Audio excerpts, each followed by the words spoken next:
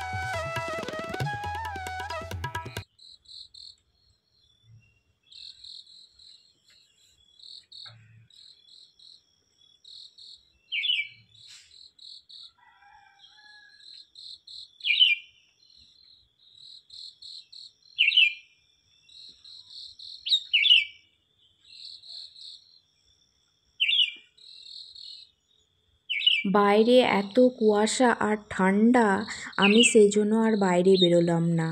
ঘরের ভেতরেই পাথরের কাজের এত চাপ, যে কাজ দিচ্ছে আর তাড়াতাড়ি দিয়ে যেতে বলছে ওখানে, তাই পাথরের কাজটাই আগে শেষ করব বলে বসে গেলাম।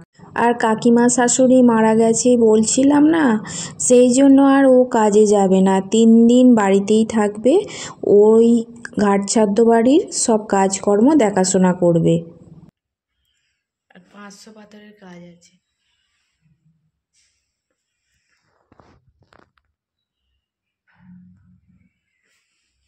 500 পাথরের কাজ করলে আর হয়ে যাবে।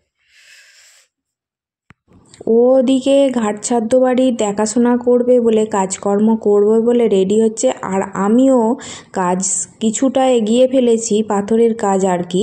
আর আমি ঘর ঝেড়ে নিচ্ছি, কেননা সামনেই আমাদের লক্ষ্মী পুজো। এখানে কাকিমা শাশুড়ির শ্রাদ্ধ অনুষ্ঠান হচ্ছে। আর কি অদ্ভুত ব্যাপার দেখো, মানুষ যখন বেঁচে থাকে তার স্বাদ পূরণ তো দূরের কথা, সে যেটা খেতে চায় সেটা তো এনে দেয়া হয়, মানে ইচ্ছা মতন এনে দিতেও পারি, না দিতেও পারি। কিন্তু মানুষ যখন মারা যায় তখন সে যত রকমের যত কিছু ভালোবাসতো তাকে সেই পিণ্ড দানের সময় দেয়া হয়। এটা একটা অদ্ভুত জিনিস, তাই না? আমার মনে হয় বেঁচে থাকলে সেই জিনিসটা দিলে আমার মনে হয় সবচেয়ে পুণ্যের কাজ তখনই হবে।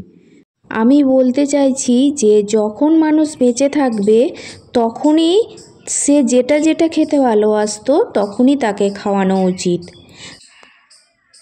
পিণ্ড নমস্কার করব, সেই জন্য খুচরো পয়সা নিতে এসেছি।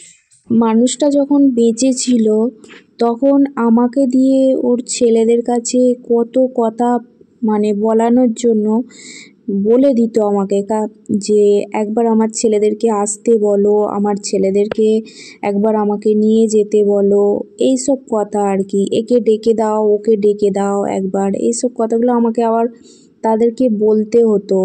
এর জন্য অনেক আমায় কথাও শুনতে হয়েছে, এমনকি কথা আমার সঙ্গে বলেওনি, এমনও হয়েছে।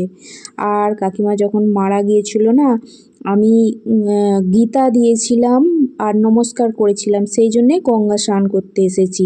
আর গঙ্গা স্নান করার পর সিঁদুর পরে যেতে হয়, তাই সিঁদুরটা পরে নিলাম, পরে টরেই যাব। আর আমার গঙ্গা স্নান করা হয়ে গেছে, এবার ও নেমেছে গঙ্গা স্নান করতে, নামছে। আর এদিকে দেখো গঙ্গার ঘাটে কাজ চলছে, মনে হচ্ছে পাড় বাঁধা হবে, সেই জন্যেই কাজ চলছে। আজকে আসবার না বাড়ি, তাই আজকেই গঙ্গা স্নান করে নিলাম। আর এসেই রেডি হয়ে গেলাম, কেননা ওদিকে আমার 2 জা বসে আছে আমার জন্য, একসঙ্গে খেতে যাব সেই জন্য আর কি।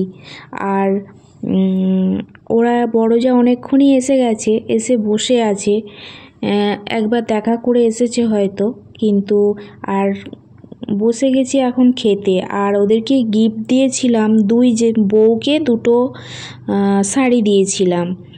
আর আজ বাজার করে এনেছে, কাজে যাবে তো, তাই কাজে যাওয়ার আগে বলল বাজার করে দিই, তাই এই বাজারগুলো করে এনেছে। মটর কড়াই, সিমুইয়ের প্যাকেট, মসুর ডাল, নুন, সার্ফের প্যাকেট, আর এটাই আছে 5 ফোড়ন, ব্যাগের মধ্যেই দেখাচ্ছি। আর এটা হচ্ছে শীতের সাবান, আর এটা হচ্ছে সুজি, আর কফি,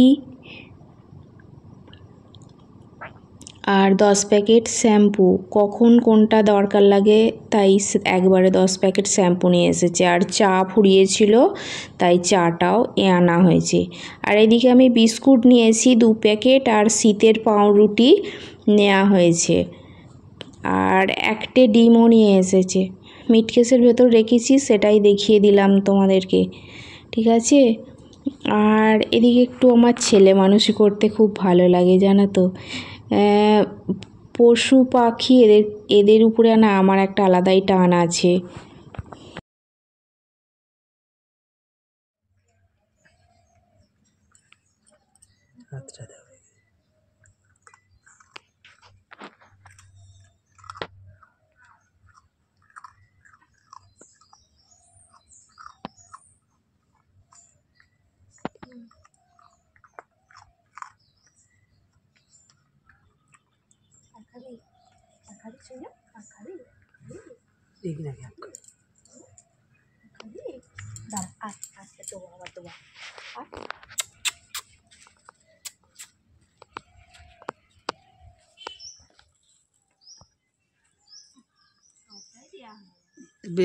বেলটা যদি আসে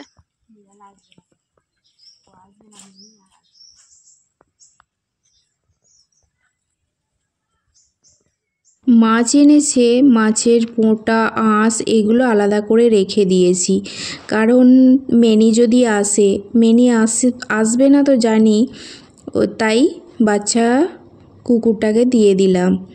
আর মেনির জন্য এখনও মনটা কীরকম হয়, যদি মেনি একবার আসে তাই খাবারটা মনে হয় রেখে দিই। তুই এসে পড়েছিস?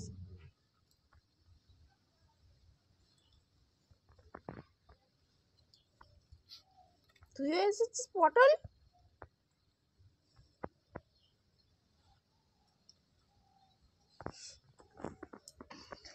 লেজ নাড়াচ্ছে দেখ ডাকালি।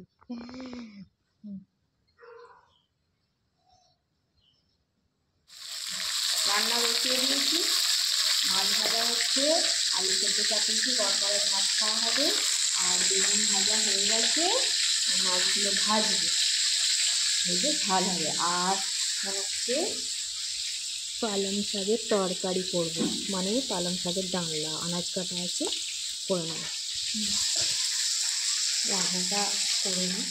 ভিডিওগুলো কিছু কিছু করে তুলে রেখেছি অনেক দিন ধরেই, আর আজকে এডিট করে ছাড়ছি একবারে। আর ভিডিওটা আজকে এখানেই শেষ করছি। রান্না করেছি মাছের ঝাল, বেগুন ভাজা, আর পালং শাকের ডালনা। তোমরা সবাই ভালো থেকো, সুস্থ থেকো, আনন্দে থেকো। Tata, bye bye.